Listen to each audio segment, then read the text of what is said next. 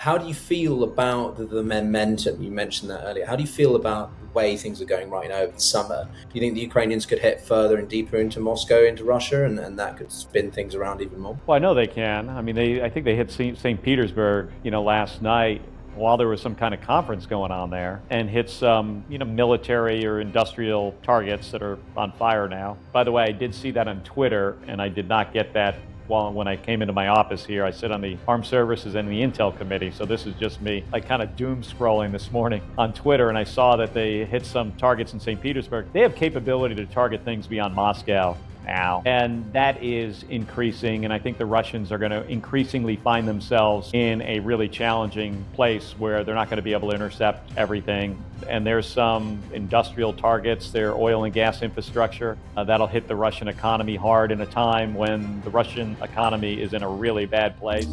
This is The Global Gambit.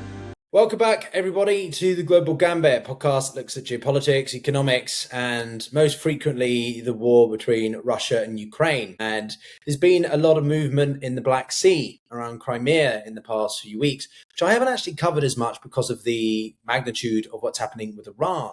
But it is worth talking about. And I'm very, very excited to be joined by an incredibly distinguished guest, someone who I had the opportunity to meet, and he was lucky enough to meet me too earlier in April in New York, being slightly cheeky there. But we are joined by Senator Mark Kelly of Arizona, who is one of the most decorated in American public life. He is a retired Navy combat pilot, test pilot, and of course, an ex-NASA astronaut who flew 4 space shuttle missions. And he's just returned from a very important conference, and that's what we're going to be breaking down, the Black Sea Security Forum. Senator, welcome to the program.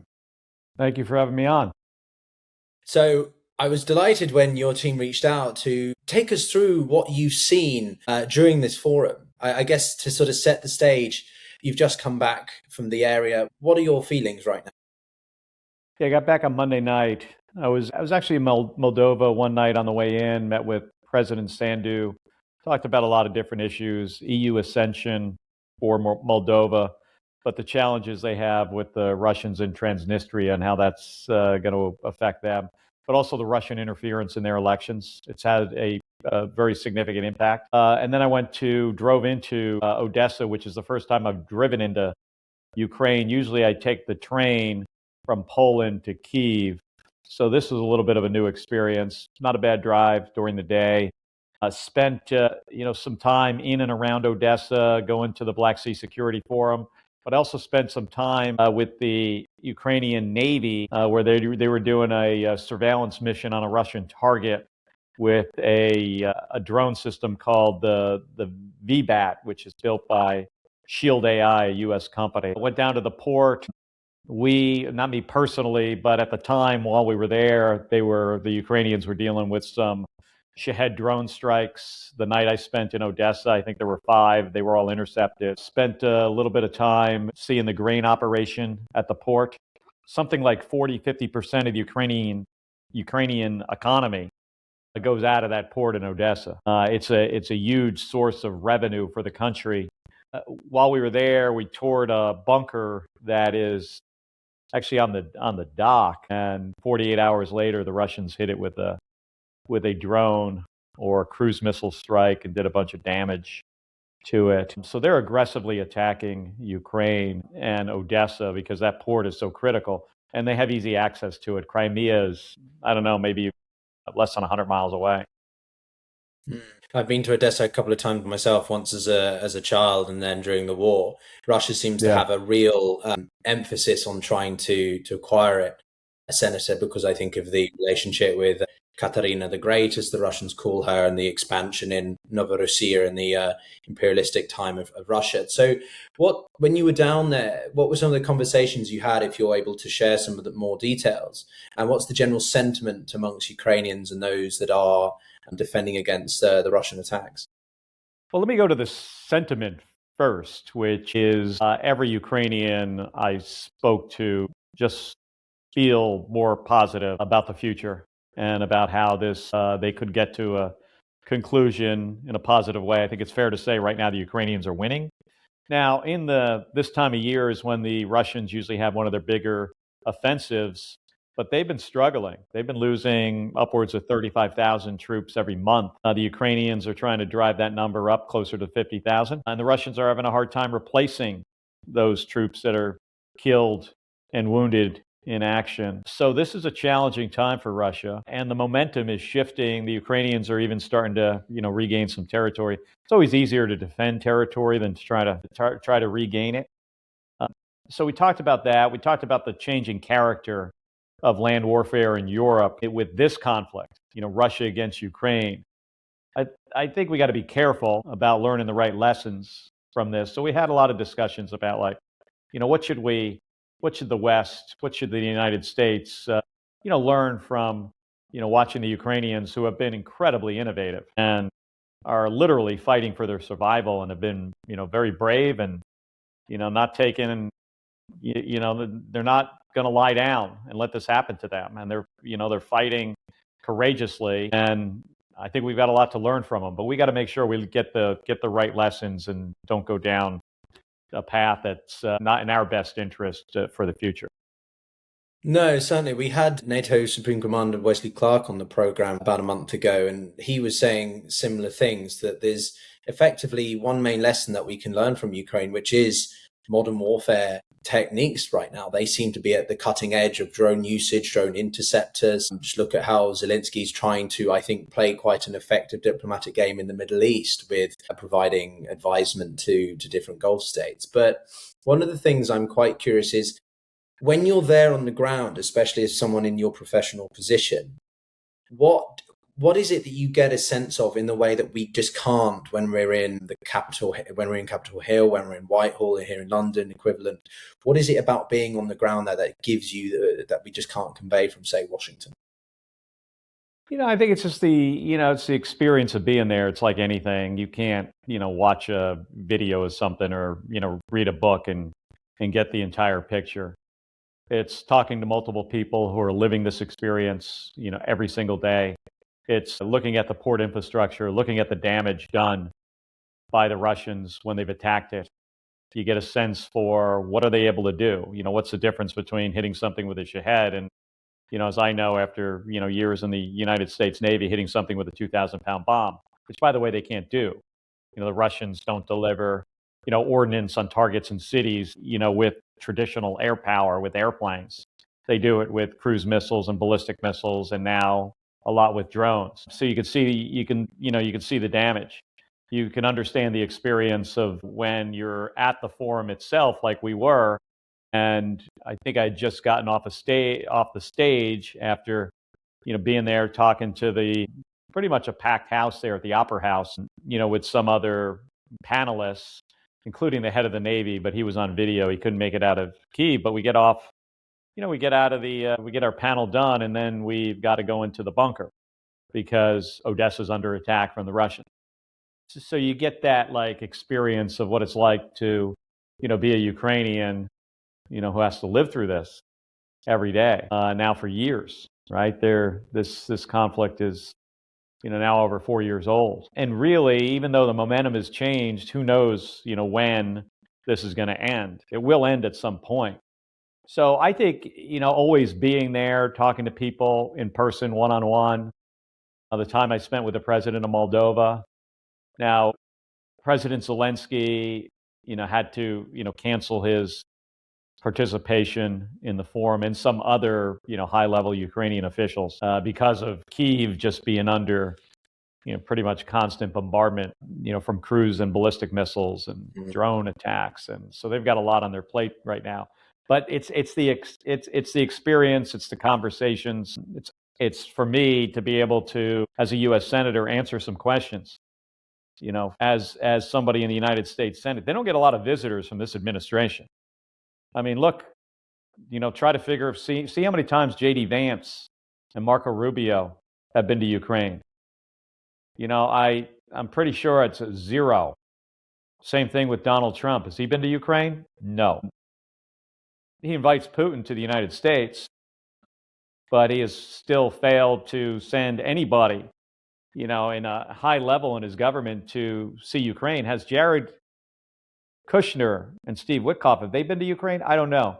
I think somebody should, check, because I think the answer is they have not. They haven't. But what Vance has done, and the only type of its kind in the world, Senator, is to go to Hungary to advocate on behalf of a incumbent president or prime minister to re-win an election earlier this year. Yeah, to go there on behalf of a corrupt world leader. There seems to be an affinity between this administration and authoritarians and the corrupt leaders around the world, so much so that they will campaign for them and advocate to their own people that you need to keep this person in charge. You need to keep Viktor Orban in charge. He's our guy. Well, he's not our guy, and we should not be getting involved in elections in that way, even when it is obviously, somebody that's looking out for the best interests of their country, which Viktor Orban is not. But I find it, disturbing, that Donald Trump sends his vice president, to campaign for a guy that is, corrupt and clearly, not making decisions that are in the best interest of the United States. Is not a friend of ours. Friend of Donald Trump's personally, but is not not a good actor in Europe. No. That's my opinion. No, of course, but just to be devil's advocate briefly, my concern is, Senator, that the Democrats don't offer a united front either. There's obviously more unity in support of Ukraine versus, say, the divergences within MAGA or the Republican base more broadly, but do you have any concerns about the Democratic side and the ability to present a united front in, say, the midterms and ensure that if and when a Democratic president returns, for example, that there can be a return to supporting Ukraine if the war is still going at them? Well, I think on Ukraine, we're a lot more united than my Russian or my Republican colleagues. Donald Trump's position on this conflict is often unclear. It's changed a little bit lately, maybe more in favor of Ukraine, but I think that's because he realizes the Ukrainians are making some positive gains on the battlefield. Donald Trump likes to be on the side of the winner, regardless of who that is. That's my sense of, who he is as a person. But he has, kissed Putin's ass over the years here in a way that I just find, it's like why? Why do you have to suck up to this guy? And I think Putin has played Donald Trump in a way that clearly has benefited Putin and the Russians, and has put the Ukrainians, at further risk. And now we don't support Ukraine in the same way we did with security assistance. Now we have to sell any weapon systems, including defensive weapons, to European countries, and then they can donate it to Ukraine. Ukraine's an ally of ours. They're under attack by an adversary of ours. And I believe that Putin, if he was successful in Ukraine, he'd go somewhere else. And if he goes to a NATO country, that puts the American people at risk. We've got an obligation to defend NATO countries, and we should always fulfill those kind of obligations. So I just, think that, getting back to your original question, I think on this issue, now Democrats aren't united on other things. Sometimes we're all over the map in a way that is not helpful. But people are elected to represent their constituents, and we, come from different parts of the country. We represent different people. I get that. On this issue, I think there's a lot more solidarity among us. You've got, folks, you got Republicans that sometimes sound like they're on the side of the Russians. And then you have those Republican senators that are very strong supporters of Ukraine and the effort, and want to get them the help that they need to be successful. Certainly. I think there's a lot of deliberation over what motivates Trump, but I think it largely comes down to that he seems to admire the political system and structure that Putin has developed over years. He's a strongman. He's the pin-up strongman, and I think Trump wants to try to replicate parts, if not as much as possible, what Putin has done in Russia in the US. That's why he's politicized so many of the systems. Yeah, I think there's only one person that really knows, and that's President Trump. Well, he was the same way with Rodrigo in the Duarte in the Philippines. He had this closeness to the to the dictators that you don't always see. That he doesn't have the same kind of relationship with the elected leaders who are elected to as presidents and prime ministers of our allies. Seems to be a lot harder on them. I mean, look at his what he says about Carney and Starmer and others, Macron, and he doesn't say those things about Putin. No. And I think that's what made him so keen on keeping Orban, because Orban's model is quite a replicable one. He's managed to undermine a lot of Hungarian institutions over years. But I want to just bring it back to a little bit the Black Sea Security Forum, because not many people may have heard of this. And you were there right at a time when a drone hits a residential apartment in Romania, which is obviously one of the key players around the Black Sea. Did you get any sentiment of how people felt about that? Was that reflected in the developments? And more broadly, just how do you look at the situation in the Black Sea right now? Because it looks like Ukraine's pretty dominant there. They've even made the Russians run away from Sevastopol and largely cower with their fleet in the ports, right? Yeah, well, I was in Romania last year, I think about a year ago, maybe. Yeah, this attack on this apartment building, it did seem to the Moldovans and the Ukrainians I spoke to as intentional. In Moldova, the Russians have flown drones over their country.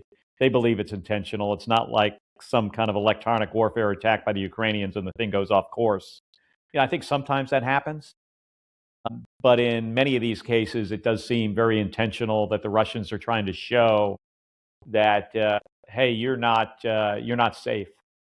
And if we want to, we can do some significant harm to you. So I think these attacks are meant to be, threats to these countries. And certainly they don't have a problem hitting a civilian targets. The day after I left Odessa, the Russians attacked a maternity hospital and they hit it while a woman was in labor.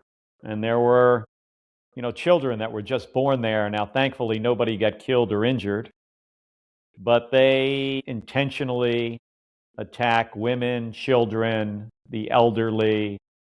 Putin, the people around him, Russian military, there are significant, thousands, tens of thousands of cases of war crimes committed by the Russian military directed by Vladimir Putin. In time, I think those will be investigated.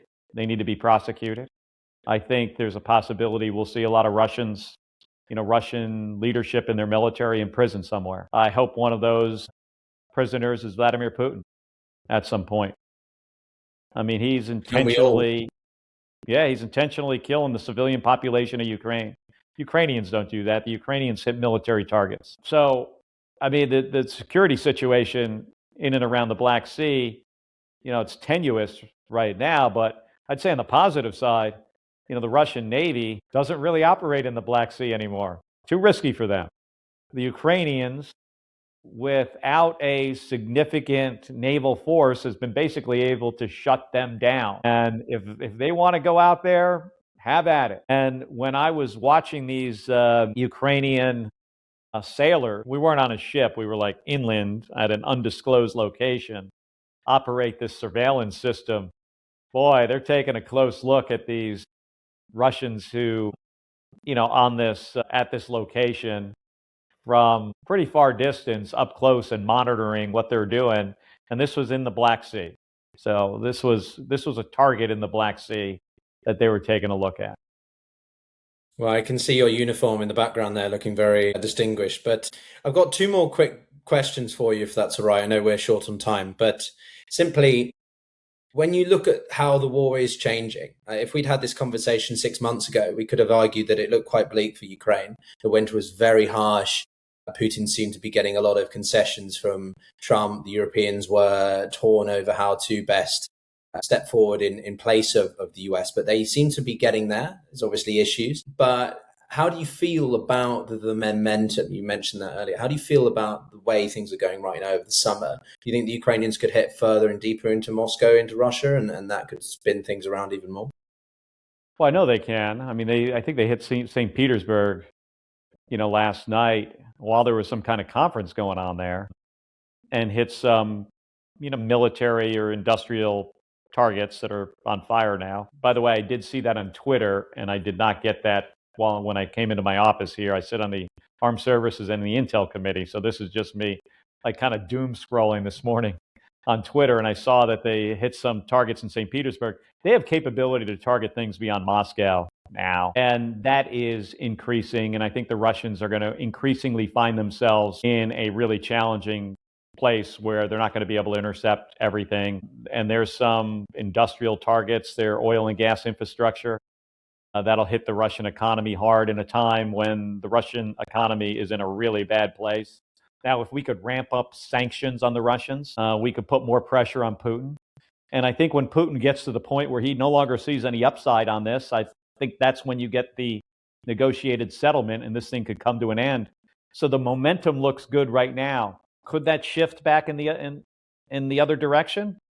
I think if Putin can figure out a way to replace his troops and actually train them, right now the people that Putin sends to the front lines have little or no training, and they just push them forward and they get massacred. And the Russians don't even generally try to retrieve their bodies or the injured. And it is for a Russian soldier, you're going into a meat grinder, and you're very likely not to survive this.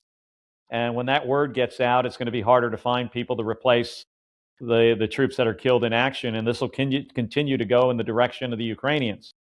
But, if Putin figures out a way to, throw a massive number of, people at the problem, I think the momentum could shift back.